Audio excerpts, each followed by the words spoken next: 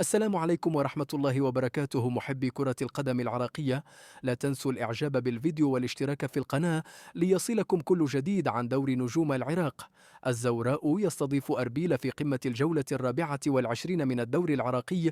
يترقب عشاق الكرة العراقية مباراة قوية ومثيرة، حيث يستضيف الزوراء نظيره أربيل في لقاء مرتقب ضمن الجولة الرابعة والعشرين من دوري نجوم العراق. يدخل الفريقان المواجهة بطموحات كبيرة، إذ يسعى أصحاب الأرض لحصد النقاط الثلاث وتعزيز موقعهم في الترتيب، بينما يأمل الضيوف في تحقيق نتيجة إيجابية تعوض نزيف النقاط في الجولات السابقة. الزوراء يسعى لاستغلال عاملي الأرض، والجمهور يدخل الزوراء هذه المواجهة وعينه على الفوز، خاصة بعد نتائج متباينة في الجولات الماضية. ويعول المدرب حيدر عبيد على القوة الهجومية لفريقه إلى جانب صلابة الدفاع والروح القتالية للاعبيه، مستغلا الدعم الجماهيري الكبير في ملعب الزوراء. أربيل يأمل في الخروج بنتيجة إيجابية من جانبه.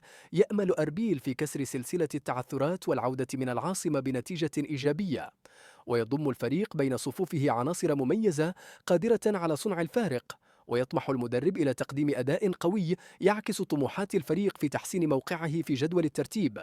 نتيجة الذهاب اللقاء الأول بين الفريقين في المرحلة الأولى انتهى بنتيجة هدف على ملعب فرانسوا حريري، مما يزيد من حماس هذا اللقاء ويجعله أكثر إثارة.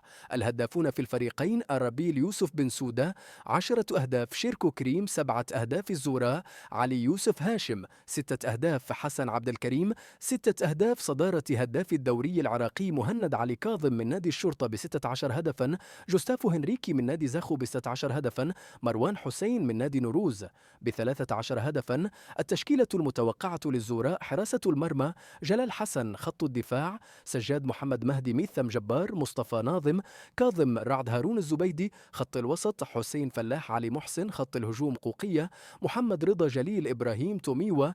التشكيلة المتوقعة لأربيل: حراسة المرمى حسين علي، خط الدفاع كردوغلي، هلو هيليو العيفة. خط الوسط: فيدال رشيد روى. خط الهجوم: شيركو أندرسون بن سودة. موعد المباراة: الملعب استاد الزوراء، التوقيت 9:15 مساء بتوقيت بغداد.